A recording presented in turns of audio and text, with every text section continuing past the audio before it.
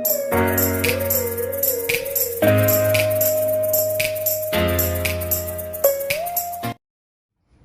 Nyai, bagaimana Nyai melihat fenomena Bunda Korla yang sekarang luar biasa banyak dibicarakan orang, tidak juga sedikit yang menghujat dia. Gimana Nyai melihat Bunda Korla?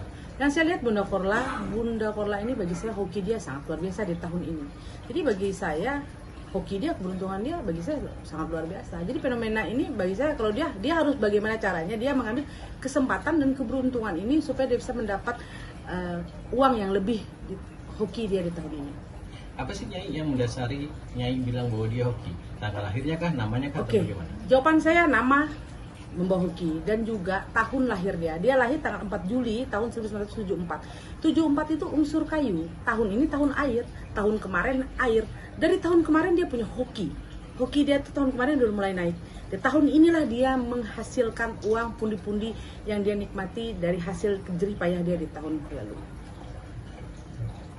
Hoki kan berbanding lurus juga dengan tidak hoki. Ada juga nggak masalah yang belum merintangi dia tahun ini? Oh banyak rintangan, banyak orang caci maki dia kan banyak. Tapi jawaban saya karena hoki dia, keberuntungan dia itulah yang membuat caci maki itu cuman untuk seperti ya kayak angin lalu deh buat dia. Oke, mungkin Nyai kalau dari segi nama ada nggak yang membawa hokinya? Oke, yang saya lihat sih bundanya ini. Jadi kan bunda ini gampang orang mengingat. Bunda, jadi sosok ibu. Jadi mereka banyak anak-anak bunda ini kan merasa bahwa bunda itu adalah ibu dia. Itu yang saya lihat karena dia bisa membawa nama dia itu kan sudah nama dia udah Korla. Jadi dia menambah jadi bundanya. Jadi dia menganggap fan-fan dia itu seperti anak-anak dia, seperti itu. Disitulah nama hoki dia. Nah menurut Nyai tahun ini sudah sampai di puncak kesuksesan dia atau bakal naik lagi atau justru akan menghilang? Jawaban saya ini adalah puncak dia. Tahun-tahun depan ya dia cuman mengambil sisa-sisa hoki dia di tahun ini. Jawaban saya dia harus memanfaatkan tahun ini. Harus bisa manfaatkan tahun ini. Karena tahun ini adalah bisa dia memetik pundi-pundi uang yang sangat luar biasa di tahun ini. Nah belakangan ini kan lagi rame nih, lagi ribut. Ada kabar yang menyatakan bahwa dia ingin mempercepat liburannya ke Indonesia. Jadi dia ingin pulang ke Jerman karena dia nggak nyaman di sini dengan banyak orang yang mencaci maki. Menurut Nyai lebih baik dia balik ke Jerman atau berkarir di Indonesia? Bagus dia pulang ke Jerman. Kalau dia pulang ke Jerman, hoki dia akan lebih bagus. Kenapa? Karena orang melihat dia hoki sukses di Jerman, bukan di Indonesia.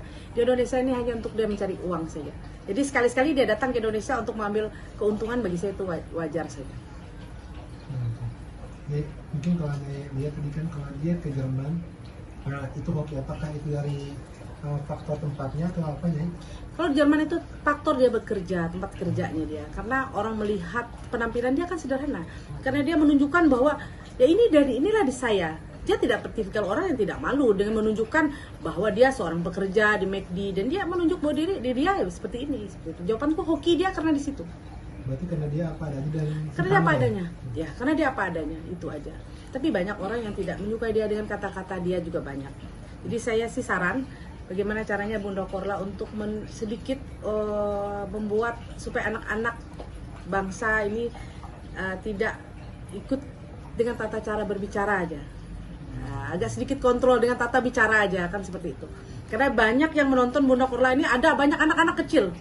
Itu kan ada bahasanya yang agak-agak sedikit ya membuat orang tua aja mendengarnya agak-agak sedikit nggak nyaman gitu. Nah itu aja yang perlu dirubah sama dia. Karena kan yang banyak menonton dia kan bukan hanya ibu-ibu, bukan hanya orang yang dewasa, tapi malah banyak yang menyukai dia, banyak anak-anak juga seperti itu.